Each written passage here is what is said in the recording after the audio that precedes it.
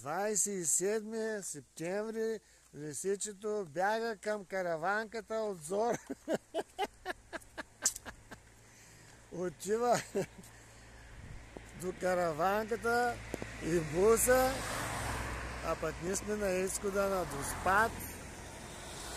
И тук даже някакъв колега с автобус, тук пък колега с кемпер, а пък его къде язовира с много лодки. И даже и тук има едно островче. Его къде е островчето. И рибари много фащат риба. И много коли. Его е и колегата. Другия колега тук. И ние къде сме тук долу. И сега тръгваме вече от Доспат за Девин.